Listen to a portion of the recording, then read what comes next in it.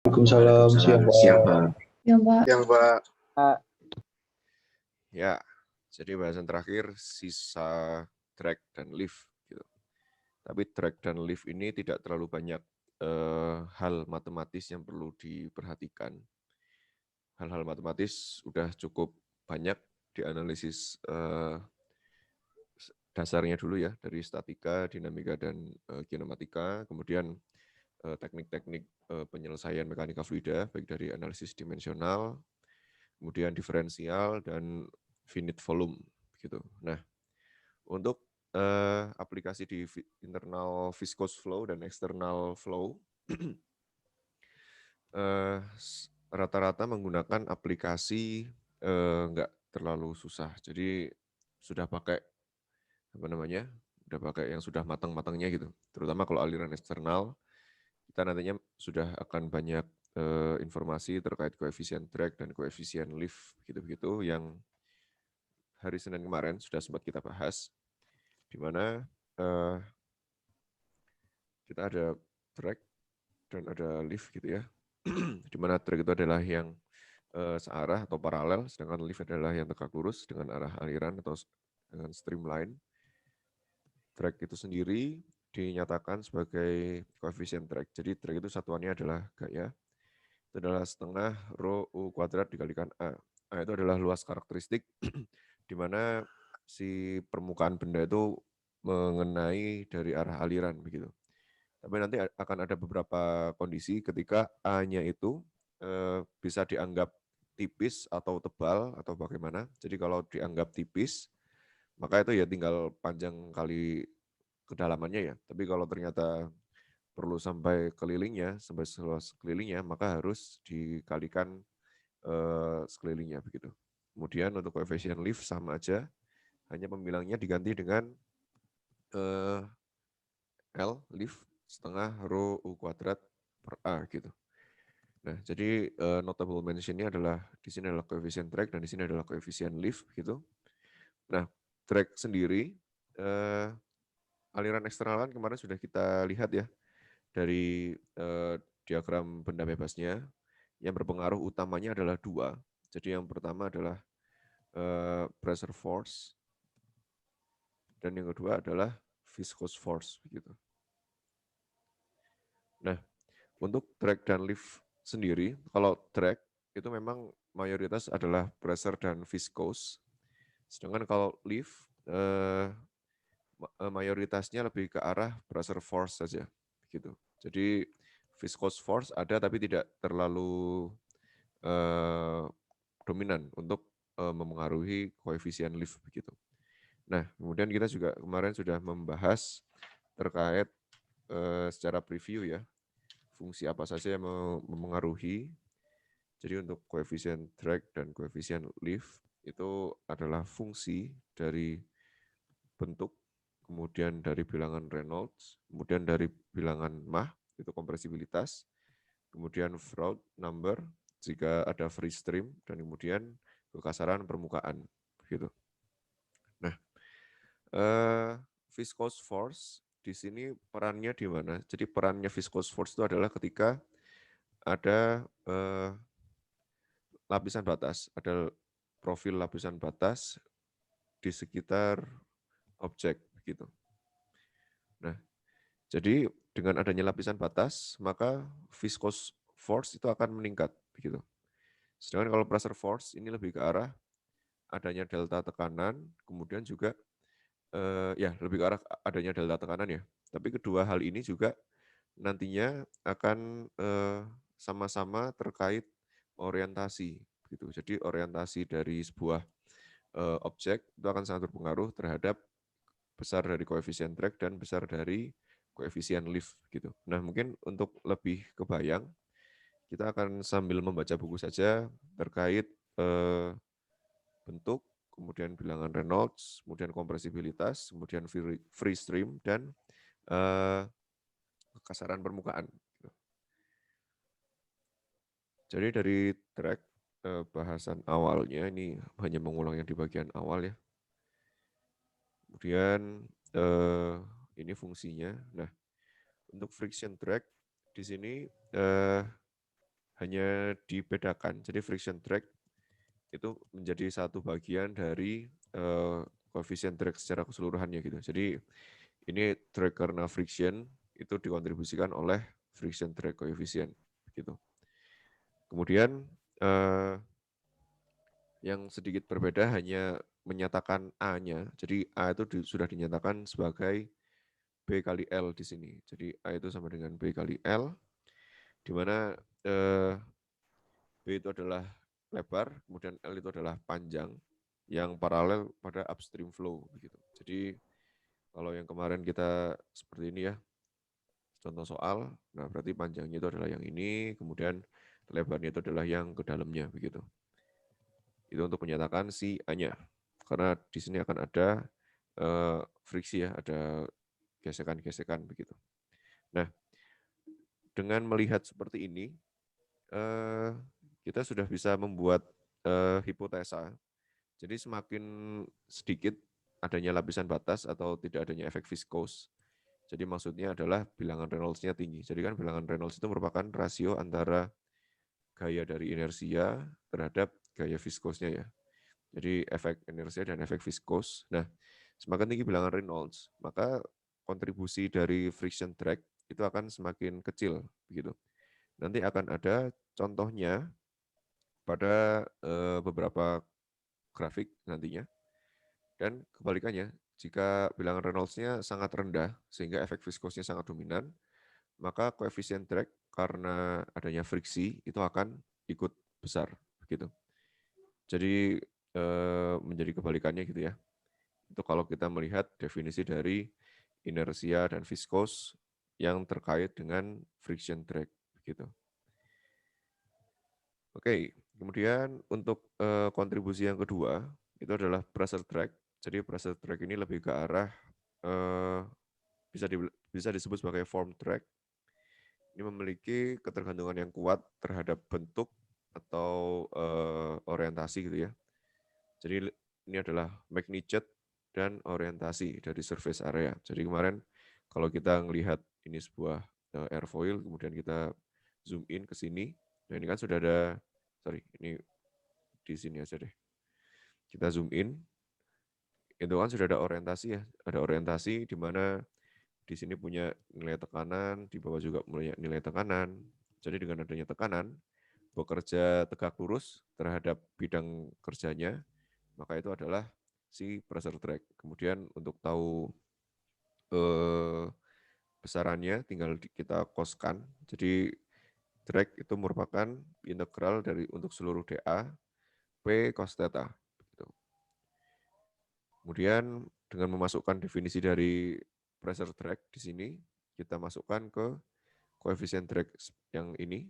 Nah, kemudian bagian pembilangnya kita substitusi dari persamaan sebelumnya, sehingga akan menghasilkan persamaan yang di sini ya. Kemudian mulai dibuat parameter dimensionless lagi, yaitu namanya adalah pressure coefficient. Jadi pressure coefficient itu dinyatakan sebagai berikut. CP sama dengan P dikurangi P0. Jadi P0 ini merupakan tekanan referensi. Jadi tekanan referensi ini pasti sama. Biasanya untuk analisis analisis pesawat terbang gitu, reference pressure-nya tergantung mau air standar atmosfer atau mau di ketinggian berapa gitu. Nah, it does not influence the drag directly because the net pressure force is zero if the pressure is constant gitu ya. Jadi kalau tekanannya konstan yang ada pengaruhnya. Tapi yang akan nantinya yang berpengaruh ke lift ketika adanya beda tekanan di sekitarnya begitu.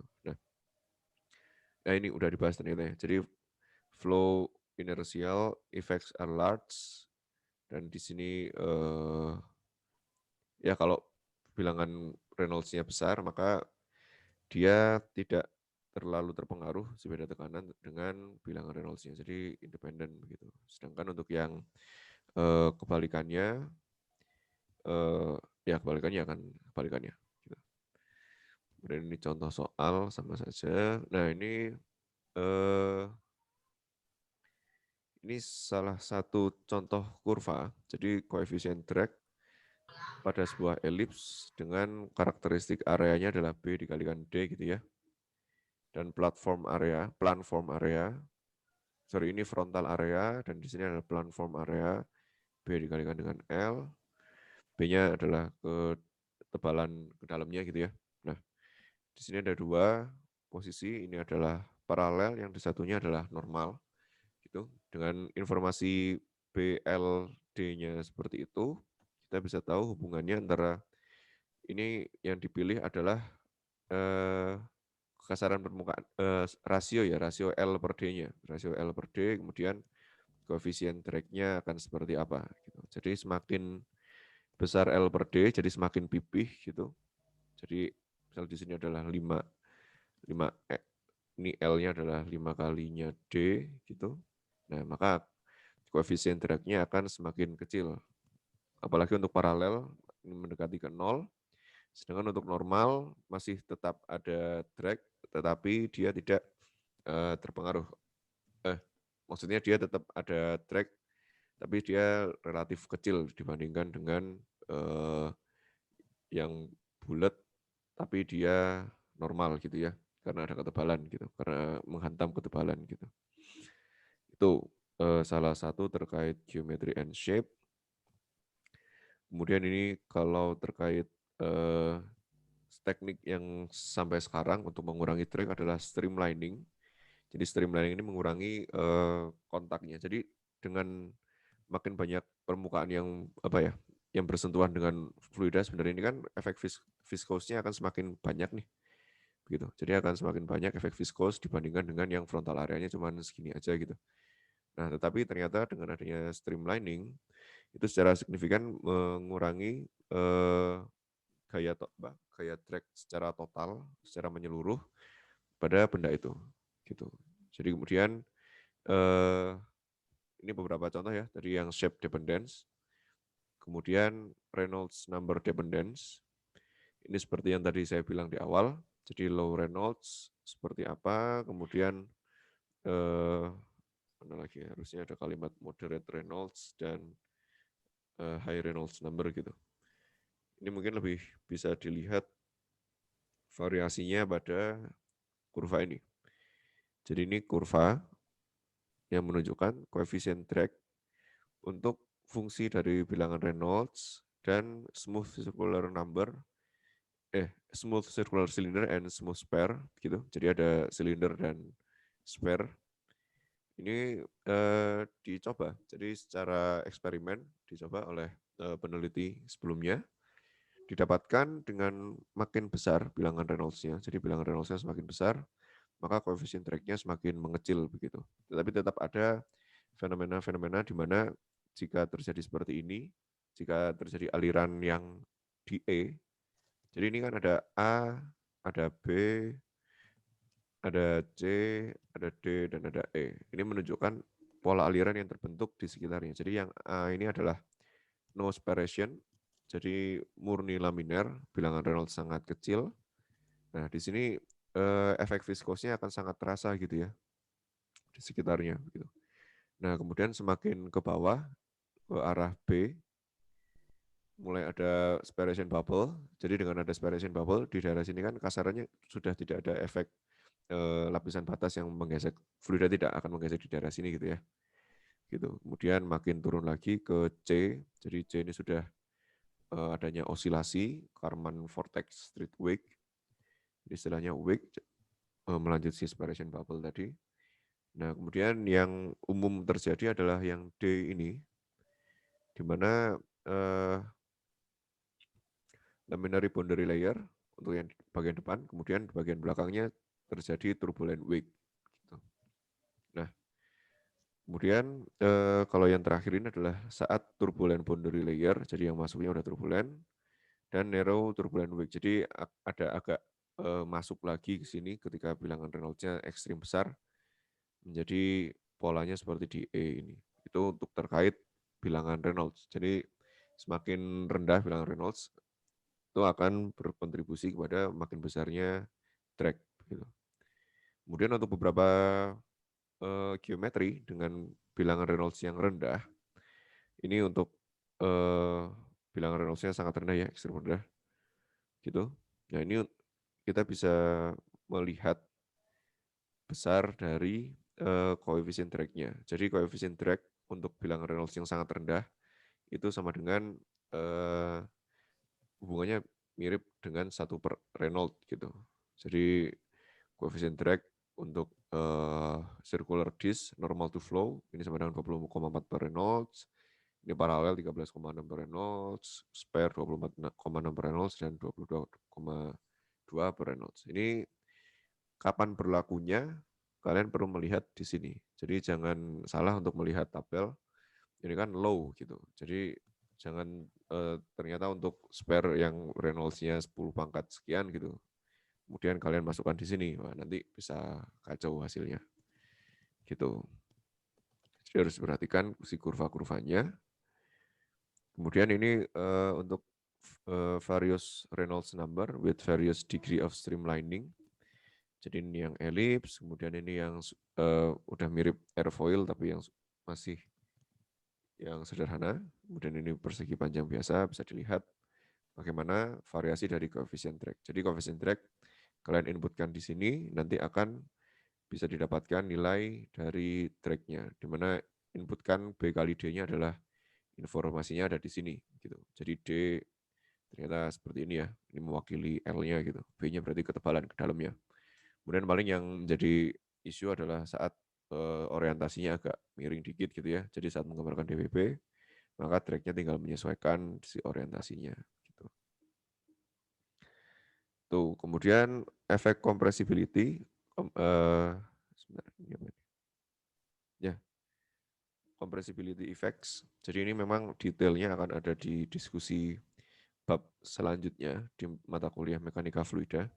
Tapi sebagai preview, ketika bilangan Mach sangat tinggi di atas sonic ya.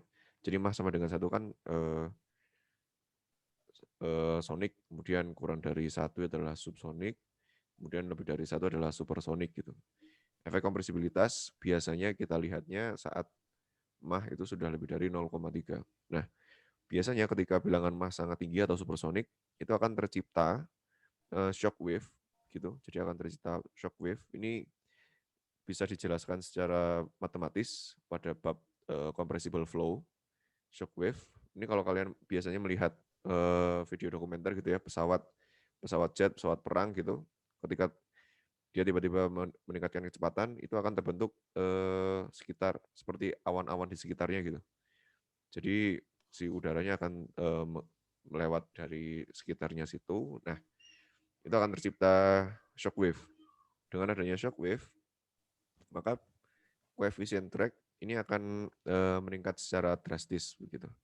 Jadi ini beberapa contoh untuk sharp pointed ogive ya, yang mirip seperti peluru gitu. Kemudian spare, kemudian circular cylinder. Ini variasi bilangan koefisien drag terhadap Mach number ada variasinya begitu. Jadi semakin tinggi bilangan Mach itu akan meningkat, tapi nantinya akan ada at some point dia mulai linear gitu ya. Gitu. Nah, cuman memang beberapa bentuk ada yang nggak umum karena dengan adanya shockwave dia malah sempat menurun sedikit gitu ya, kemudian stabil gitu. Itu terkait kompresibilitas, kemudian ini juga secara umum untuk two dimensional in subsonic flow. Jadi tadi saya bilang 0,3 ya, itu biasanya best practice, tapi ternyata di sini 0,3 mulai turun, kemudian di 0,6 mulai naik gitu. Jadi bisa dilihat di sini ada ya intinya adalah sama-sama terdapat efek kompresibilitas. Cuman kalau di bab ini dibilangnya approximately di 0,5 untuk drag coefficient gitu. Ya, jadi mungkin itu dua hal yang beda tapi dikit. Jadi yang saya biasanya bilang 0,3 itu adalah analisis kapan kita harus mulai meninjau di unkompressible atau tidak. Tapi kalau ini lebih ke arah drag coefficient akan terpengaruh mulai dependen terhadap Mach number di angka 0,5 gitu. Itu terkait kompresibilitas. Nah, kemudian yang terakhir kalau untuk Ya, selanjutnya adalah surface roughness. Jadi surface roughness ini konsepnya mirip seperti Reynolds tadi. Jadi Reynolds tadi kan lebih ke arah efek viskos ya. Jadi efek viskos itu nantinya ke lapisan batas. Jadi semakin rendah bilangan Reynolds, maka si fluidanya itu akan cenderung menempel atau ada lapisan batas begitu. Nah, sedangkan kalau surface roughness dengan adanya kekasaran permukaan yang tinggi, jadi dengan kekasaran permukaan yang tinggi atau epsilon per L gitu biasanya. Nah, ini akan membuat koefisien drag-nya menjadi menurun gitu. Karena si fluida di sekitarnya akan cenderung lepas dari si objek gitu. Nah, di sini adalah contohnya. Ya, jadi ini untuk epsilon per D di tiap garisnya ini mirip seperti Moody chart ya kalau dilihat dulu di bab internal viscous flow. Jadi ini untuk spare, ini adalah koefisien drag, kemudian di sini adalah bilangan Reynolds gitu. Ya, jadi untuk bilangan Reynolds yang sama sebentar, ini smooth, kemudian kasar ke kasar, makin kasar dengan level kekasarannya adalah bola golf gitu. Jadi pada bilangan Reynolds yang sama gitu, si koefisien drag-nya akan beda nih antara yang mulus dengan yang golf ball. Jadi pada sini, nah ini koefisien drag-nya kan di angka seginian ya. Sedangkan kalau golf ball di angka seginian gitu. Jadi ada alasannya kenapa bola golf dibikin berlubang-lubang seperti itu. Oke, jadi surface roughness can cause the boundary layer to become turbulent. Depending on the body shape, the increase in surface roughness may increase or decrease drag. Gitu ya. Ya, kemudian untuk batas-batas kapan berlakunya bisa dibaca detail di buku-buku sini, di paragrafnya. Kemudian ini beberapa contoh yang membandingkan drag per massa bendanya gitu. Jadi untuk standar golf, kemudian bola golf yang halus dan table tennis ball. Kalau bola pingpong tahu ya mulus banget. Nah, ternyata dengan informasi yang sama dia lebih lebih besar si drag-nya gitu. Kemudian mungkin yang selanjutnya, kedua sebelum terakhir ini adalah Froude number effects. Jadi Froude number ini as discussed in chapter 10. Kita sekarang chapter berapa ya? Chapter 9. Chapter 10 itu harusnya open channel. Oh ya, open channel. Jadi chapter 10 itu adalah open channel. Biasanya untuk bendungan, untuk kapal gitu-gitu. Nah, ini juga akan terpengaruh oleh adanya wake begitu. Adanya aliran yang terganggu. Nah, di sini contohnya ketika sebuah kapal dibuat semacam bulb, semacam tonjolan gitu ya. Kalau nonton film Tom and Jerry kan sering lihat tuh kapal-kapal yang dipakai sama si Tom, biasanya bagian bawahnya yang gede-gede banget. Ada ya, di lambung kapalnya ada tonjolannya gitu. Ini berkontribusi signifikan untuk mengurangi koefisien drag-nya. Jadi berarti kan semakin memecah si air ya, biar tidak semakin menempel ke lambung kapal. Kemudian ke composite body drag, jadi ini merupakan kombinasi dari semuanya. Jadi baik untuk entah kekasaran, kemudian bentukan-bentukannya, kemudian orientasi. Nah ini sudah mulai dicampur-campurkan si composite body drag. Jadi ini contohnya history dari otomotif. Jadi koefisien drag dulu mobil jadul segini ya 0,8, kemudian semakin halus, misal ini Lancer yang lama atau Civic yang lama gitu kan masih kotak-kotak gitu ya. Kemudian makin ke sini makin Civic yang baru. Jadi tahun 2000-an koefisien drag-nya jadi lebih rendah lagi gitu. Karena ini akan pengaruhnya ke gaya drag yang dirasakan, kemudian gaya drag ini berpengaruh kepada gaya dorong nantinya untuk si kendaraannya begitu, untuk untuk gaya geraknya gitu. Kemudian di sini ada beberapa contoh terkait typical drag pada berbagai benda, berbagai bentuk, sorry. Jadi ini kenapa T-beam, I-beam, angle hexagon ini karena biasanya digunakan pada struktur sipil gitu. Kemudian juga ada yang lain-lain. Jadi di sini bacanya ada tanda panah. Jadi ini semi sirkular, kalau panahnya, kalau udaranya ngalir dari kiri, maka koefisien dragnya 2,3 gitu. Sedangkan kalau ngalir dari kanan, maka koefisien dragnya 1,1. Ini untuk semi sirkular silinder, kemudian ada T-beam, angle seperti ini, bermacam-macam, nilainya sudah ada semua. Terus ini juga jauh lebih komplit untuk rectangle, sudah ada rasio antara L per D-nya untuk berbagai macam variasinya, dan koefisien dragnya akan mengikuti. Kemudian ini adalah validasinya. Jadi validasinya bilangan Reynolds-nya itu valid untuk di angka sekitaran sekian gitu. Jadi kalau ditulis lebih dari, ini berarti validnya di atas 10⁴. Kemudian kalau sama dengan 10⁵ berarti ya udah spesifik, memang diminta di sekitaran 10⁵ gitu. Ini bentuk-bentuk lain, ini malah hemisfer ya. Kalau yang sebelumnya ini cuman silinder. Kemudian ini hemisfer, ada yang solid, ada yang hollow.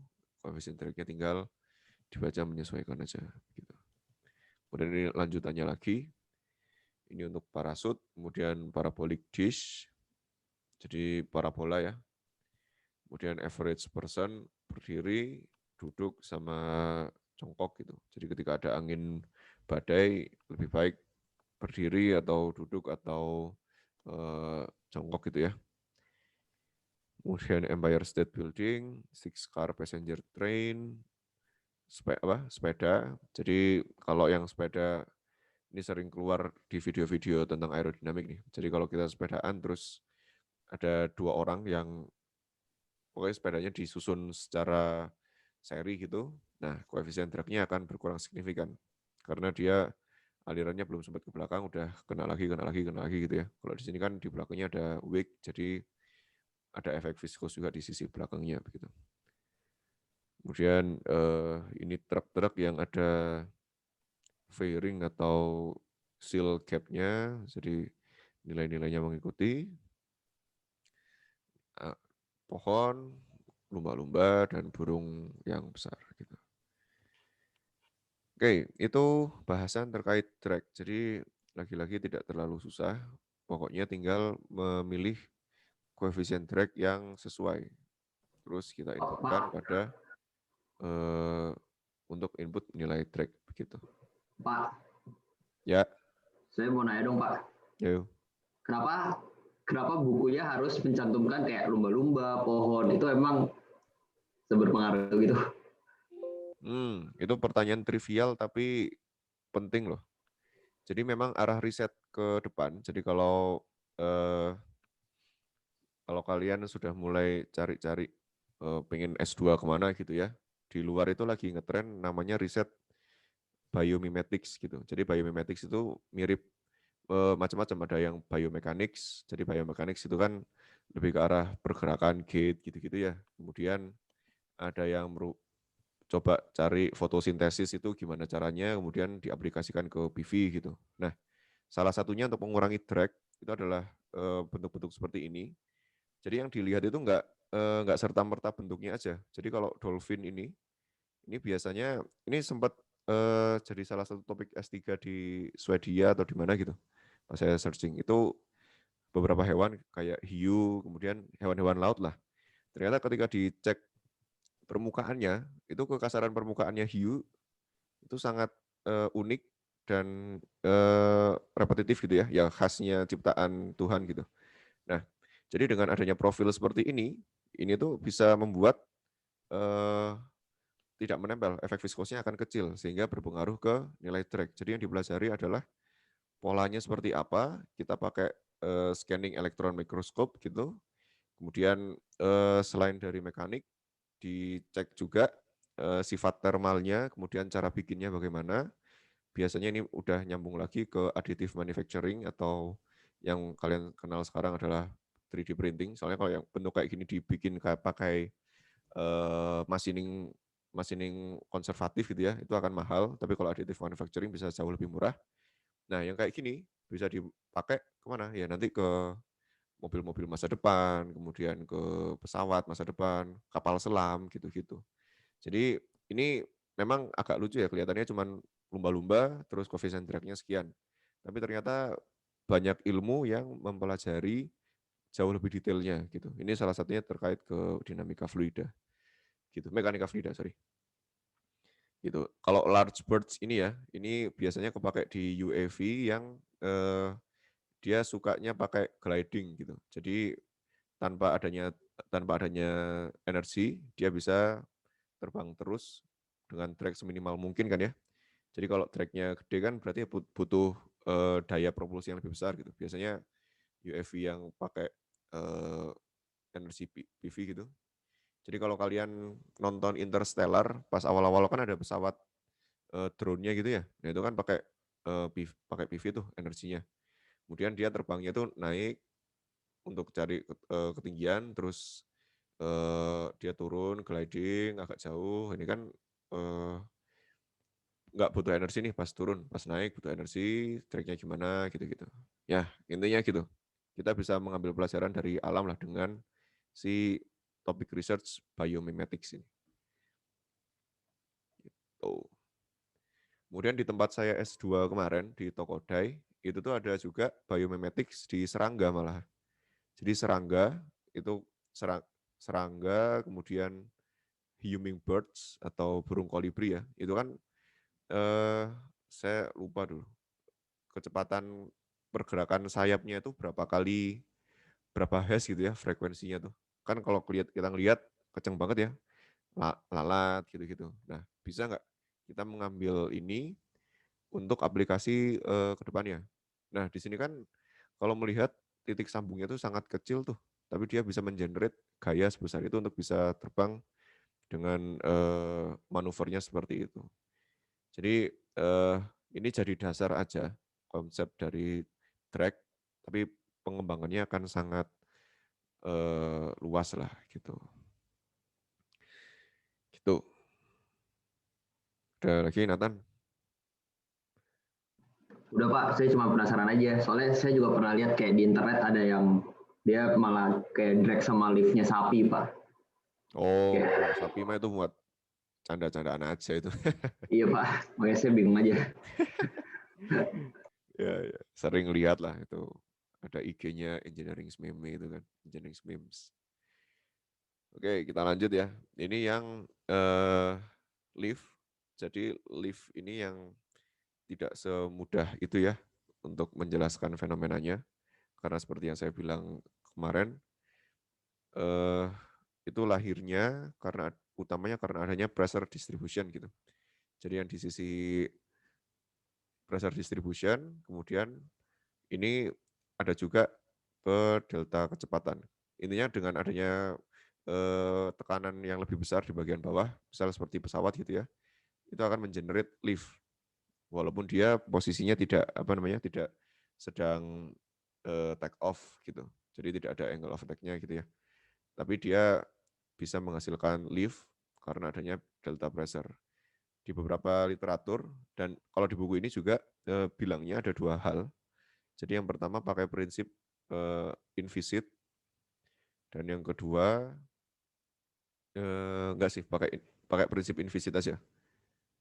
Jadi prinsipnya adalah karena dia airfoil, kemudian makanya akan ada kecepatan yang lebih tinggi di atas daripada yang di bawah karena eh, terkait ini ya, terkait yang dulu kita invisit, kemudian masih ingat stream function dan ya terutama stream function dan streamline gitu. Jadi di tiap streamline itu mass flow rate harus sama. Jadi mass flow rate ini dipertahankan sama sehingga yang di bagian atas ini semacam tergencet dan harus mengalir lebih cepat agar bisa jalan ke sisi trailing edge-nya daripada si leading edge-nya begitu. Jadi misal ini sebuah partikel gitu ya, sebuah partikel fluida yang di sini itu misal pada T plus delta T1 ini sudah ada di sini. Ini T plus delta T1 sedangkan Dan di sini masih nyantai aja, T plus delta T1. Sedangkan ketika sudah T plus delta T2 gitu ya, ini udah nyampe di sini, sedangkan partikel fluida masih ada di sini gitu. Nah ini yang menjadi sumber dibilangnya adalah ada delta kecepatan, sehingga delta kecepatan dengan prinsip invisit Bernoulli, maka akan terjadi beda tekanan, dengan adanya delta tekanan, maka akan ada lift begitu. Nah tetapi di buku Munson juga membahas terkait streamline, apakah bentuknya akan seindah itu terus-terusan begitu. Karena kalau menggunakan pendekatan invisit, ini mungkin agak saya loncat dikit ya. Jadi kalau menggunakan pendekatan invisit, itu sebenarnya nggak terlalu benar juga karena ada yang menyatakan kalau flow yang masuk, partikel yang masuk itu harus sama nyampainya dengan partikel yang keluarnya gitu. Nah ini yang masih debatable orang-orang aerodinamik nge-state mana yang lebih benar gitu ya. Tapi kalau dia analisisnya murni invisit, maka seharusnya si flow fluidanya itu akan ke arah sini gitu. Nah, ini yang tidak mungkin terjadi. Padahal ketika dieksperimenkan, ternyata itu streamline-nya seperti yang C aja. Ini kan kalau ini yang ada kemiringan sedikit gitu ya. Ya normalnya seperti ini. Symmetrical flow, pass the airfoil at zero angle. Kemudian ini non-zero angle, no lift gitu. Karena ini benar-benar murni invisit dengan pegangan materinya adalah partikel masuk harus barengan dengan partikel keluarnya. Sedangkan kondisi nyatanya itu seperti ini. Si si eksperimen-eksperimennya. Akhirnya setelah dicoba-coba ternyata bisa dihitung nih. Ternyata ini merupakan bahasan yang tidak terbahas. Jadi istilahnya adalah potential flow. Potential flow ini untuk yang flow yang B, jadi flow yang idealnya invisit. Kemudian ada semacam flow tambahan yaitu sirkulasi. Jadi ini masih juga di apa namanya, fenomena sirkulasi ini masih perlu dijelaskan secara matematis. Tapi sirkulasi ini melihatnya flow yang terjadi dikurangi dengan flow invisit, maka kita bisa menghitung sirkulasi yang terjadi gitu. Jadi adanya sirkulasi ini membuat si aliran-aliran yang ada di sini itu menjadi stream rapi gitu, mirip seperti saat eksperimen. Nah, ini adalah adanya prinsip superposisi aliran untuk menghasilkan final flow past the airfoils begitu. Jadi flow-nya benar seperti ini, kemudian sehingga terjadi lift begitu. Jadi asumsi invisit untuk membuat lift itu tidak murni benar kalau kita hanya invisit aja, tapi tidak mempertimbangkan adanya sirkulasi gitu. Itu terkait kenapa bisa terbang gitu ya, kenapa adanya lift. Tapi saya harap di luar sini tetap critical thinking ya, suka cari-cari di internet kira-kira kenapa nih. Ya kemudian, udah tinggal 5 menit lagi nih. Jadi lift ini kurvanya tidak sebanyak drag karena drag lebih apa namanya ya, memang lebih banyak concern ya terkait kekuatan. Tapi lift ini kalau terkait pesawat, jadi ada beberapa tampilan untuk menunjukkan data ya. Jadi yang pertama ini koefisien lift per drag. Jadi ingin melihat seberapa besar lift dibandingkan dengan drag pada beberapa sudut serang begitu. Jadi ini contohnya pada NACA 641 strip 412 airfoil. Jadi semakin besar sudut serang atau semakin miring gitu ya, angle of attack. Nah, di sini akan membuat lift-nya semakin besar daripada drag-nya. Jadi yang dicari itu adalah koefisien lift per drag-nya setinggi mungkin. Jadi ini sampai ekstrim 100 gitu ya. Tapi akan ada satu titik di mana terjadi stall gitu. Jadi terjadi stall ketika kita terus-terusan meningkatkan kemiringannya dari airfoil, maka si aliran dari turbulensinya itu akan lepas. Jadi akan terjadi pelepasan lapisan batas. pelepasan lapisan batas membuat ketidakstabilan sehingga membuat terjadinya stall begitu. Itu satu cara untuk menunjukkan koefisien lift versus drag. Kemudian cara yang lain ini untuk menunjukkan sumbu X dan Y-nya drag versus versus lift sama aja, cuman di sini untuk beda alfa gitu, untuk beda sudut sarangnya gitu. Jadi intinya kan kita pengen membuat lift-nya itu semaksimal mungkin dibandingkan dengan si drag-nya. Dilihat ini beda ya skalanya dibandingkan dengan si sumbu X-nya gitu. Kemudian ini udah ada term stall, kemudian in many lift generating device ini menjadi concern utamanya gitu. Kemudian ini terkait beberapa perkembangan yang udah naik pesawat pasti udah tahu. Jadi pasti ada airfoil, kemudian di bagian sisi belakang pesawat kan selalu ada flaps-nya ya. Ada bagian flaps, kemudian ini double slotted, ada yang slotted flap yang biasa, kemudian ada juga leading edge flap gitu. Nah, jadi naik pesawat tuh saya seringnya baru setelah lulus sih, pas kuliah sama sekali nggak pernah. Pernah nggak ya? Tingkat 1 sampai 3 nggak pernah, Ding. Ya udah, jadi pas SMA pertama kali naik pesawat gitu, dari Surabaya ke Jakarta, itu ngerekam full take off sampai full landing gitu, pergerakan dari si flap sama bagian depannya. Mikir-mikir kan, oh gimana nih kejadiannya? Ya standar aerodinamik lah. Gitu. Intinya kan untuk meningkatkan lift, kita tingkatkan luas area yang terjadi biar pressure distribution-nya bisa menghantam semaksimal mungkin gitu ya. Gitu. Itu kemudian itu sirkulasi. Ini juga adanya dua fenomena yang penting tapi tidak dijelaskan secara matematis di sini ya. Jadi ini adalah vortex, adanya vortis, wingtip vortis. Jadi ini kalau nonton National Geographic acaranya Richard Hammond, itu apa ya? Lupa judulnya apa. Jadi dites di satu si Richard Hammondnya ukurannya cuma segini nih dia. Kemudian si wind tunnelnya segede berapa kalinya dia gitu ya, 5 kalinya dia. Kemudian di sini ada model pesawat dilewatin angin. Nah, terus anginnya dikasih asap, asapnya entah dari es kering atau gimana. Lewat asap yang lewat itu pada kecepatan yang sangat tinggi terbentuk vortex seperti ini di bagian sisi luarnya, bagian sisi luar sayapnya. Jadi ternyata setelah dicek secara engineering, ternyata terjadi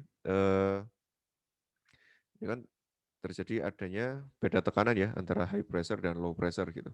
Nah, kita mikir kan udah beres urusannya di belakang. Ternyata di samping-sampingnya itu juga terbentuk sehingga pesawat zaman sekarang kalau mungkin yang udah di kecepatan tinggi, ini saya gambarin pesawat gitu ya.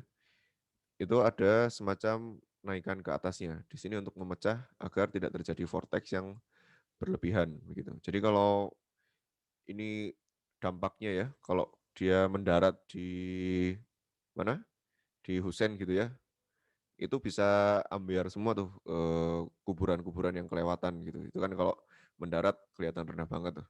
Terus juga dulu di Ngurah Rai kerasanya kayak deket banget sama rumah-rumah warga dulu. Di mana lagi ya? Ada video-video tapi nggak pernah sampai ekstrim gedung hancur sih gitu. Itu terkait vortex. Kemudian ada juga Magnus Effect. Jadi efek Magnus ini lahir karena biasanya kita melihat adanya lift itu hanya pada lift dan drag hanya pada sebuah spare yang diam. Tapi gimana jika spare-nya itu berputar gitu. Jadi yang sering main bola pasti paham lah ya. Kalau nendang pelintir itu kan dibikin muter. Nah, itu bisa pergerakannya akan seperti ini. Jadi akan tercipta lift yang membuat si bolanya akan melintir gitu lah. Jadi mungkin kalau juga sering lihat video-video di YouTube, ini misal di air terjun ketinggian berapa ratus meter gitu ya, dia jatuhin bola basket yang diputer. Nah, kalau bola basket biasa kan jatuhnya paling gini ya. Sorry, ini mata saya miring, sorry. Jadi palingan jatuhnya gini gitu. Tapi ketika diputer, karena adanya efek Magnus, dia bisa muter-muter, terus bisa sampai seperti itu. Ya, jadi aplikasinya mungkin secara teknik, secara kalkulasi bisa punya teori benar nih. Kita harus nendang bola itu kaki kita ada di mananya bola, sudutnya berapa derajat gitu ya. Nah, cuman prakteknya ternyata nggak semudah itu. Ya intinya harus pakai skill kayak Cristiano Ronaldo, Messi gitu-gitulah. Biar tendangan pelintirannya mantap. Tapi kalau era saya tuh masih kagumnya sama ini sih, sama eh aduh, siapa sih namanya? Back kecilnya Brazil tuh, Roberto Roberto Carlos. Carlos. Nah, Roberto Roberto Carlos. pas lawan Prancis. Itu Kenceng banget itu. itu tendangan bebas hampir di tengah lapangan kan. Itu ngeri banget lah tendangannya Roberto Carlos tuh, efek Magnusnya. Kalau nggak salah ada infografik ngebahas si tendangan itu tuh. Ya nanti Selasa coba kita cari-cari info-info yang lucu-lucu gitulah. Oke. Terus tapi yang saya sampai sekarang masih nggak bisa ya, walaupun saya sangat sering berhimpun di sebelah himpunan, sebelah sekre HMM kan ada meja tenis tuh, meja pingpong. Itu tuh gimana caranya bikin pelintiran maut masih nggak bisa ya sampai sekarang ya. Memang itu harus gimana ya? Diajarin sama anak-anak juga nggak bisa-bisa saya ngemelintir bola pingpong tuh. Ya nanti kalau kita ketemu di kampus terus bisa main pingpong, ajarin saya lah. Di Tekpro tuh ada meja pingpong juga tuh kalau pada nge-TA di Tekpro. Suka main di sana dulu. Oke, sip. Jadi bahasan flow over immersed bodies secara konsep paling hanya drag dan lift, lebih ke arah orientasi gitu-gitu dan ke arah lapisan batas ya yang di awal-awal. Dan lapisan batas pengaruhnya apa terhadap drag dan lift, lebih ke arah friction, koefisien gitu-gitu.